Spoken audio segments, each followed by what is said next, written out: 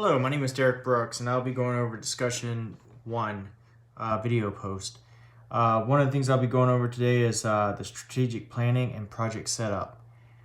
We were asked to recognize the difference between the strategic planning and strategic management. So for strategic planning is the process of formulating a direction for an organization, while strategic management is the process of determining how this direction can be achieved. Next, we'll explain the top reasons for strategic plans that fail to be operational.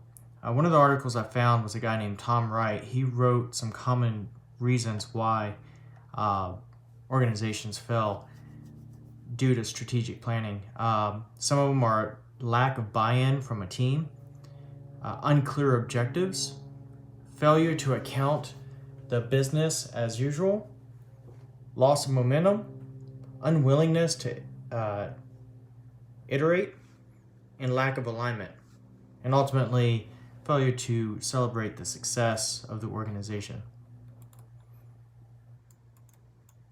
Also, through our readings, Mr. Richard Randall, he also provides a common reason for strategic planning failing. He stated that the organization may begin short-term planning, and they typically tend to ignore the strategic plans and not update them as they reach milestones. Some of his examples were finance. Whenever a financial department would start their planning, they might not take into consideration the other 2 years that come after the most up-to-date year that they're planning for. So that was one of the big things that he stated. Next, describe and assess the primary component of strategic management process. This was interesting. With the article from Pat Carden and Kovich, they described the PMHDRDB model, which is the project management human resource department business model.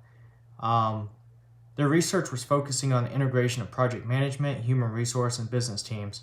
They explained the strategic management process in 5 phases. The 5 phases were initiation, planning, execution, monitoring and controlling, and finally closing. With initiation, this is where the team charters, the evaluation, training needs, and the assess technical knowledge happens. Even this week, we started with team charters, which basically is the guide to make sure we're successful. Planning identifies activities, resources, and training content. Execution is uploading any programs, establishing a training design, and developing a training content. Monitoring and controlling, conducting meetings, follow up. And closing is basically assessing any performance of the project along with documenting any lessons learned. Next, we're going to discuss the roles and responsibilities of strategic manager. One of the articles I found was from a lady named Tara Dugan, who wrote the roles and responsibilities of a strategic manager. She states that a strategic project manager focuses on achieving business results. Operationally, managing projects tends to focus more on getting the work completed. By focusing on improving customer satisfaction, beating out the competition, analyzing market data, strategic project managers ensure long-term success and profitability instead of the short-term results, such as meeting deadlines and operating within a budget. And finally, explain why companies need strategic planning.